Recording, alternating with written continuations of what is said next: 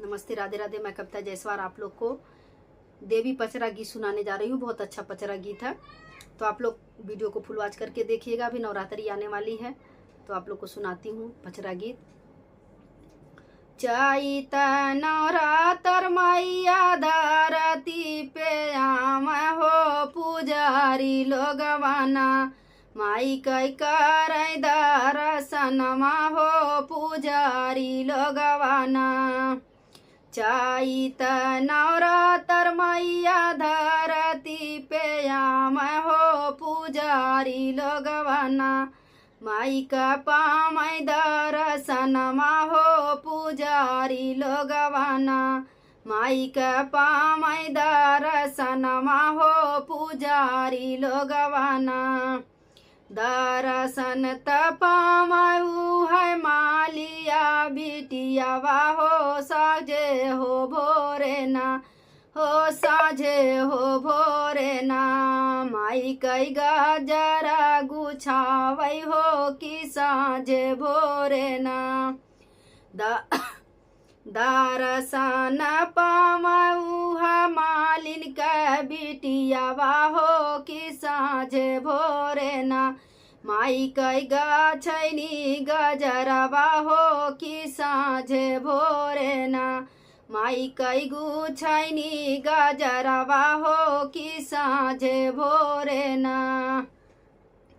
चैत नवरात्र मैया धरती पे आम हो पुजारी लोगवाना, माई कई कर दर्शनमा हो पुजारी लोगवाना, माई का कर दर्शनमा हो पुजारी लोगवाना।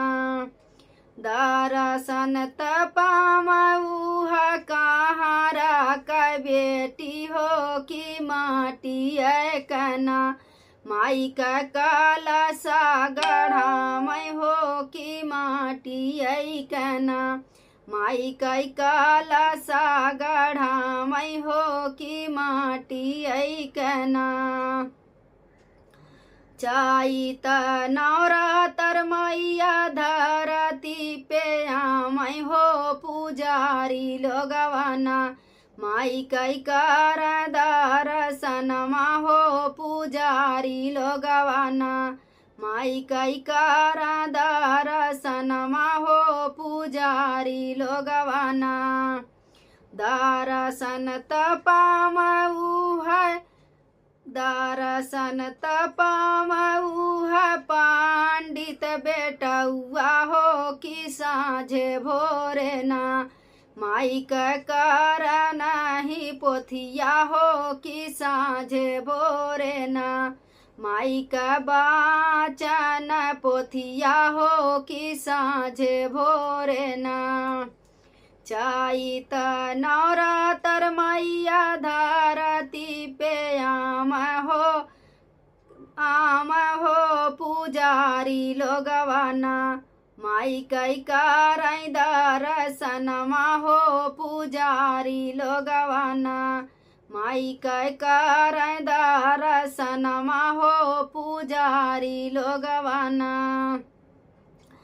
दर्शन त करऊ है बजाजे का बेटी हो कि साझे भोरे ना, माई कई चुनारी चढ़ामै हो कि साझे भोरे ना, माई कई चुनारी चढ़ामै हो कि साझे भोरे ना।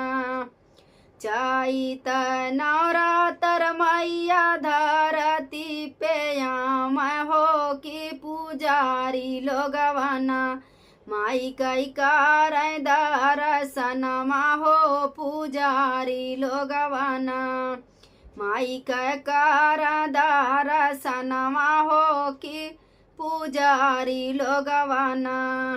दर्शन त पाम सब बहिनी और भैया हो, दर्शन त पाम सब बहिनी हो भैया हो कि भोगवाहिना, माई का साँझे भोर लगा मैं हो कि माइया के ना माई के भोगावा लगा मैं हो कि साँझे भोरे ना दर्शन तपामयू है बहिया और बहिनी हो कि माइया कना साझे भोरे भोगावा लगा मैं हो कि माइया कना दर्शन तपामैनी सबही सोहागिन हो कि माइया से ना सब मांगैनी सुहागवा कि माइया से ना।